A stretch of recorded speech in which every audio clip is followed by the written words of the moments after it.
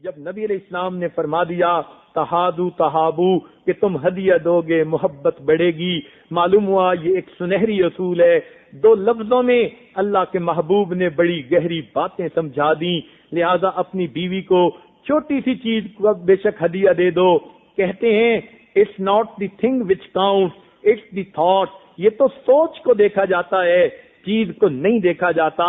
آپ کی 5-10 جو ہے رینڈ کی کوئی چیز ہوگی تو اس سے کوئی اس بیوی کو غرض نہیں، غرض تو اس کو اس سے ہے کہ میرے میاں نے مجھے تحفہ اور ہدیہ لا کر دیا۔ ضروری نہیں ہوتا کہ ہر تحفہ کوئی ڈائمنڈ اور بڑا قیمتی ہو تب تحفہ بنتا ہے، نہیں، چھوٹی چھوٹی چیزیں بھی تحفہ بن جاتی ہیں۔ تو کوئی نہ کوئی چیز اپنی بیوی کو تحفہ جو ہے دیتے رہنا وقتاً فوقتاً، یہ گھر میں محبت کا سبب بن جاتا ہے۔ چنانچہ ایک آدمی نے اپنی بیوی کو جو ہے ایک مرتبہ کہیں لے کر جانا تھا جہاں زیورات پہن کے جانا مناسب نہیں تھا، محفوظ نہیں تھا۔ چنانچہ بیوی نے بھی کہا کہ ہاں مجھے زیور نہیں پہننے، خامن نے بھی کہا نہیں پہننے، بیوی نے سارے زیور اتار دیے مگر ایک لاکٹ اس نے لے کر پھر گلے میں پہن لیا، کہنے لگی یہ تو میں ضرور پہن کے جاؤں گی۔ میاں نے پوچھا کہ آخر اس کی کیا وجہ ہے؟ وہ کہنے لگی کہ آپ کو تو یاد نہیں، مجھے یاد ہے۔ اس نے کہا کیا بات؟ کہنے لگی یہ وہ لاکٹ ہے جو آپ نے مجھے شادی کی پہلی رات پہنایا تھا، میں کبھی اس کو اپنے سے جدا نہیں کرتی، سارا زیور میں دے سکتی ہوں لیکن اس لاکٹ کو میں سینے سے لگا کے رکھوں گی۔ اس لاکٹ میں محبت کا پیغام ہے جو پہلی ملاقات میں آپ نے مجھے دیا تھا۔ اس سے اندازہ کیجئے کہ بیوی اپنے میاں کے تحفہ کو کتنا عظیم سمجھتی ہے، اس لیے کہ وہ چیز تو چھوٹی ہوتی ہے مگر اس کے ساتھ جو محبت منسلک ہوتی ہے وہ اس چیز کو بڑا قیمتی بنا دیتی ہے۔ اور بیوی تو محبت کی جو ہے طلبگار ہوتی ہے، اس کو خاوند سے محبت ہی تو چاہیے ہوتی ہے، اس نے کوئی زیورات کو چوسنا تھوڑا ہوتا ہے یا گھر کی چیزوں کو اس نے کوئی جو ہے کہاں لے کے جانا ہوتا ہے، اس کو تو ہر چیز میں محبت ہی چاہیے ہوتی ہے۔ اس لیے کہتے ہیں کہ زلیخا نے اس کو یوسف علیہ السلام سے ایسی محبت تھی کہ اس نے ہر چیز کا نام یوسف ہی رکھ دیا تھا، گھر کی ہر چیز کو یوسف کہہ کے پکارا کرتی تھی۔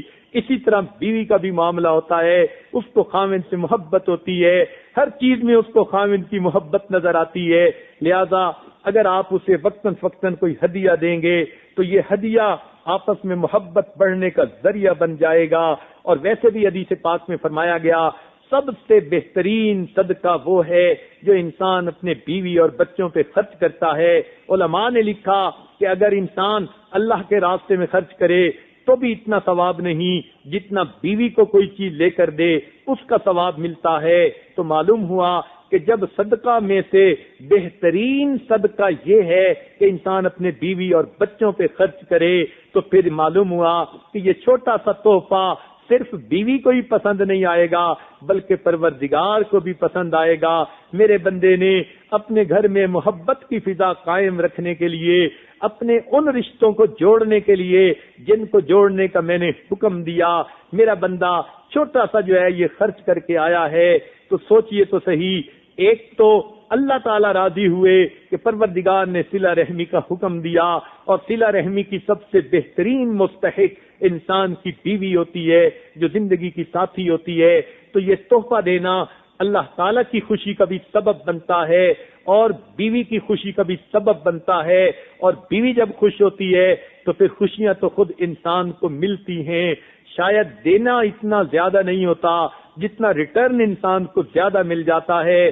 تو چالاک خاوند اس کام کو بہت اچھی طرح کرتے ہیں تاکہ ان کو بیوی کی طرف سے بھی محبتیں ملیں۔ یہ اللہ رب العزت کی جو ہے حکم بھی ہے اور اللہ کے محبوب کا حکم بھی ہے، ہدیہ دو محبت بڑھے گی۔ تو گویا حدیث پر بھی عمل ہوا۔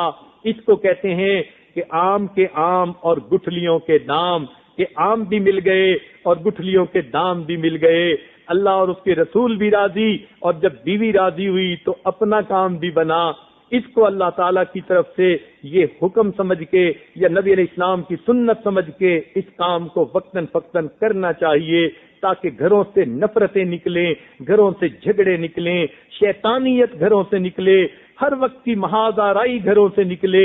اس گھر کے اندر کیا رحمتیں آئیں گی کہ جس گھر کے اندر ہر روز میاں بیوی ایک دوسرے کے ساتھ بحث و مباحثہ کر رہے ہیں، ذرا سنیے اور دل کے کانوں سے سنیے۔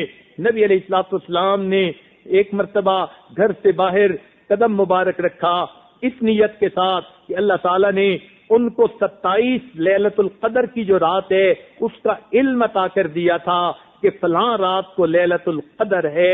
اللہ کے محبوب گھر سے باہر نکلے، میں اپنی امت کو بتا دوں کہ لیلۃ القدر یہ ہوتی ہے۔ جب آپ ابھی چل رہے تھے مسجد نبوی کی طرف تو راستے میں کیا دیکھا آپ نے کہ آپ نے دیکھا دو صحابہ کسی بات پر آپس میں بحث مباحثہ کر رہے تھے۔ جب آپ قریب سے گزرے تو بحث کی آواز آپ کے کان میں آئی تو آپ اس بات کو بھول گئے کہ وہ 27 وہ لیلۃ القدر کی پہچان کیا بتائی گئی تھی۔ نبی علیہ السلام نے فرمایا دو شخص کے جھگڑوں نے امت کو لیلۃ القدر کی پہچان سے محروم کر دیا۔